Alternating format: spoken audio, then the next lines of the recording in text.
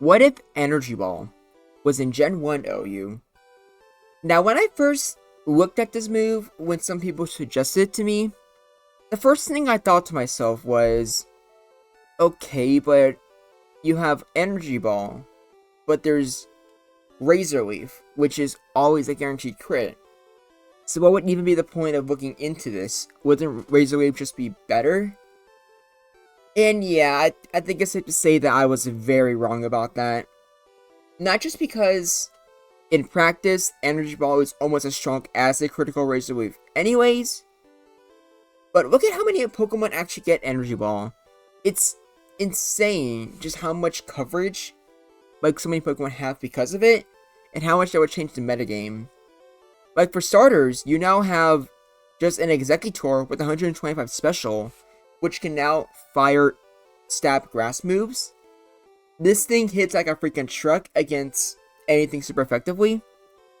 And at first, I was thinking to myself, okay, but Executor still has a decent attack stat. So wouldn't Double Edge still be kind of good? And against Chansey exactly, sure.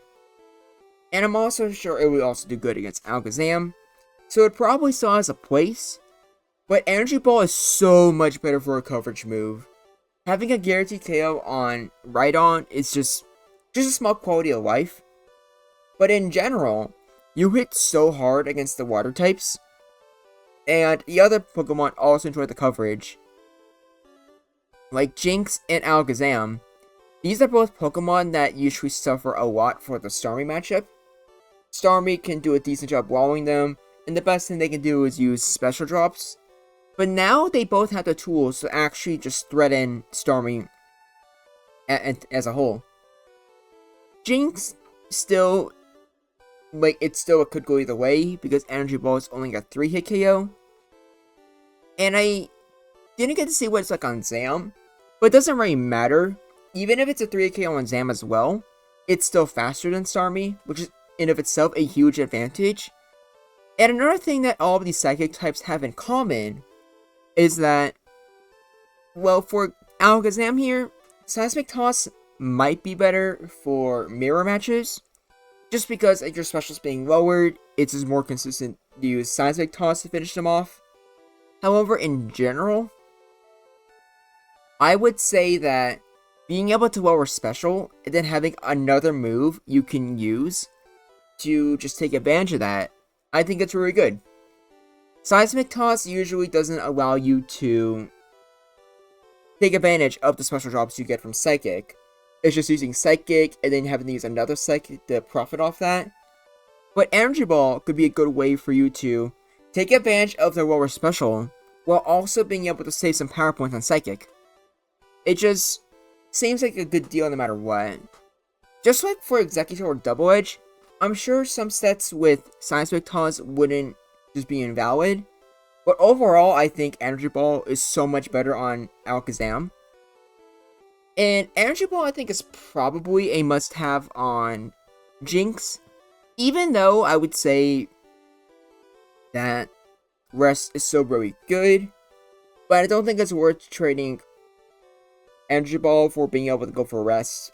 I think being able to hurt the water types is just too much high value. Gengar also benefits a lot, and strangely, might be the one that benefits the most. Because normally Gengar has no way of finding Rhydon whatsoever, but now with Energy Ball, it's just a guaranteed KO. I don't think you bother with Thunderbolt anymore on Gengar, because Energy Ball allows you to be super effective against the water types anyways, but gives you much better coverage. Like, getting rid of Rhydon's one of your main weaknesses. So, just that alone is huge. And I kind of think that, what you see here is probably Gengar's main moveset. I think Energy Ball kind of solves everything. Because before, you would go between Thunderbolt or Psychic, and then Nightshade for consistent damage, Explosion, Hypnosis obviously, maybe you go for Mega Drain to do decent damage to Rhydon, or you might waste your time with Confuse Ray. I just don't see it anymore. Nightshade still does consistent damage, but I think just the raw coverage of Energy Ball means it's not as needed anymore. Not to mention, I think Psychic can be pretty good for lowering special, but then also being able to, just like with the other Psychics, be able to hit back with a really strong special move. Thunderbolt can do that too, technically, but I feel like Psychic for Zapdos sounds pretty nice, and if you get a special on, let's say, an Alakazam or a Jinx or something else switching in, Energy Ball could just do a lot of damage to them. And way more importantly, if you get a special drop on Starmie, having Energy Ball for that is really good. And you'd rather Energy Ball for Rhydon since... Well, and I just said it. You would rather Energy Ball instead of Thunderbolt because you have Rhydon. So debatably the biggest winner out of all of them, which is weird. But in general, growth users also just do very well. Now, what does more damage between a critical Razor Leaf and just a single Energy Ball with a single growth? Because Razor Leaf is 55 base power. So with Razor Leaf, it's essentially 110, right? If you're using a base 90 growth, that's not too much of a difference. And even just a single growth, I would say is probably gonna give you more damage than Razor Leaf? I don't know for sure. But it's not that hard to go for 2 growths. And I know it's Sword Stance, using just 1 growth or 2 growths also just makes you more bulkier in general. So I think growth users are just doing super well. And it really just made me realize just how good an offensive Grass Stab is for the lower tiers. Because Haunter and Kadabra are also big winners of this as well. Do you know how many water and ground types are in Gen 1 underuse? You have Vaporeon, you have Dugtrio, you now have Golem, you also have Dewgong. Granted, Thunderbolt's definitely a lot better for Gyarados, but unlike Gengar, I can see you maybe using both. So like using Hypnosis, Energy Ball, Explosion, etc.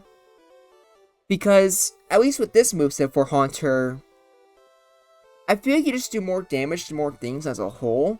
It isn't one of the problems with Haunter that he usually suffers with doing damage without explosion.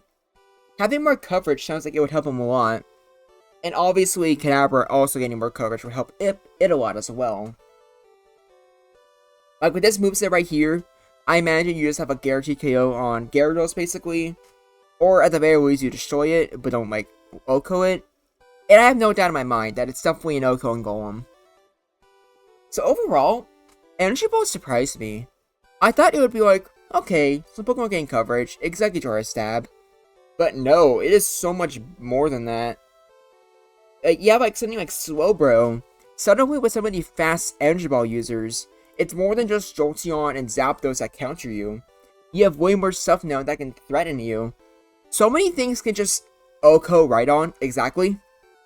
And granted, Zapdos easily switches into Energy Balls, and Rhydon is still good just because it completely shuts down Zapdos in a way that pure ground types like Dugtrio and Sandslash simply can't. But yeah, both Starmie and Rhydon are taking a huge hit in viability. I wouldn't be surprised if either Gengar or... I guess Jinx. One of them replaces Rhydon as the best non-normal or psychic type in the game. So let's just go into the one replay I have.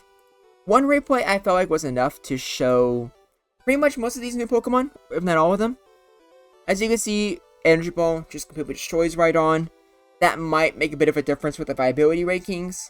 You have Jinx here. And Energy Ball, like I said, is only a 3-hit KO. So still really good. It's a heck of a lot better than Psychic or Blizzard. But I am surprised that Starmie can tank it that well.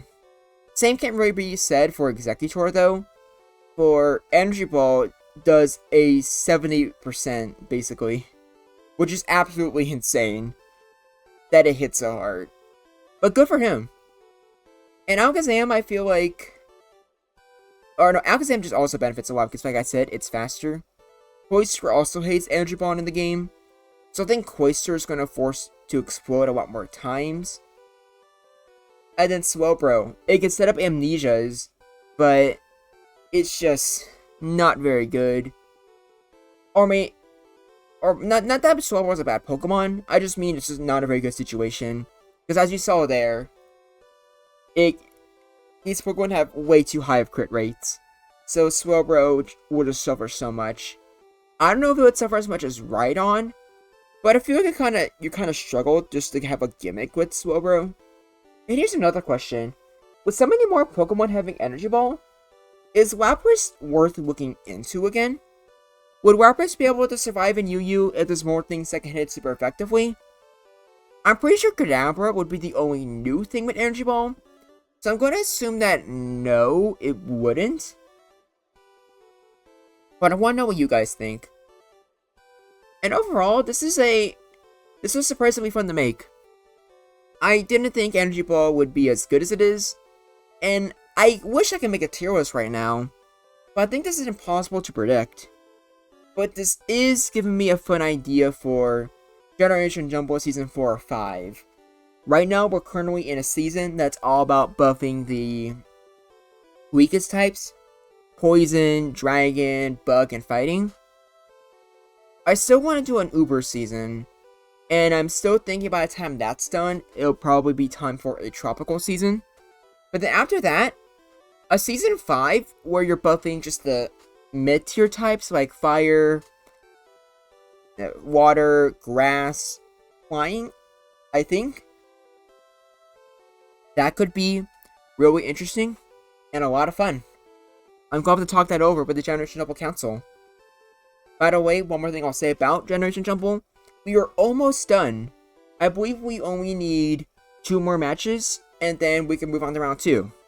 So I hope you'll be there for that. But until next time, this is Groundback, and I look forward to hearing from you.